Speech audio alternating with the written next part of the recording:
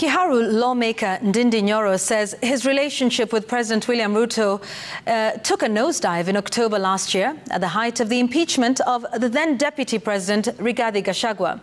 Nyoro, who spoke for the first time since his removal as the National Assembly's Budget Committee chair, says he was not informed of his demotion by the President or the leadership of the Kenya Kwanza coalition. Stephen Letor reports. Call it betrayal in the city, or rather friends turn foes. The story of Samson Ndindi Nyoro, the Kiharu lawmaker, and President William Ruto, who in the last general election were almost joined at the hip, a spell away from the political limelight that coincided with the advent of Gen Z protests mid last year, seems to have catalyzed a series of happenings. And last week, Ndindi Nyoro was stripped of the powerful position of the chair of the Budget and Appropriation Committee, an office that sits at the top floor of the towering Kenyatta International Convention Center, KICC. Maybe for clarity's sake, the last discussion I had with the president of the country, the last political discussion, either a chat or a discussion, as it were, was before October of last year. October last year was when the ruling Kenya Kwanza coalition opened purge, then Deputy President Rigathi Gachagua wounded and eclipsed from his position and handed the post of second in command to Professor Abraham Kithure Kindiki. Niko hapa na kijana anaitwa Ndindi Nyoro.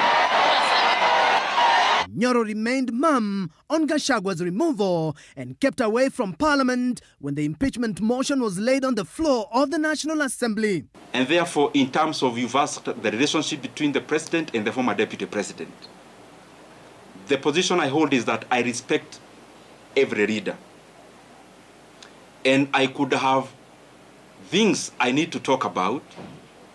I could have reservations on decisions made.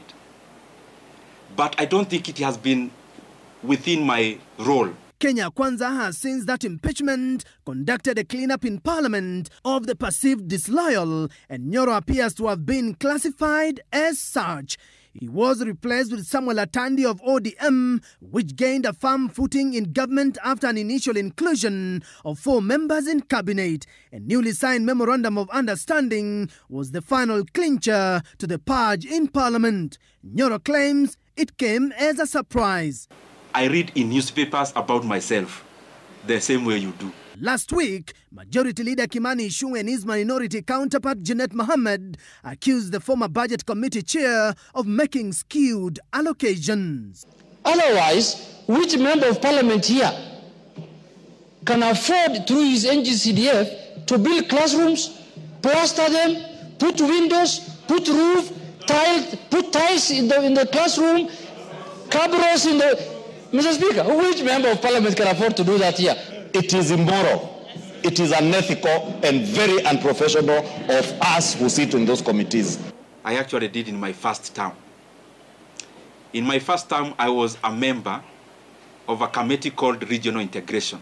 The Kiharu lawmaker was non-committal on his next course of action after falling out with the coalition that sponsored him to Parliament, giving vague but suggestive answers. When you are in the dance floor, politically speaking, you can't know even when it is raining outside.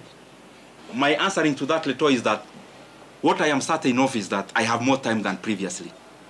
And I will pray that I make good use of that time.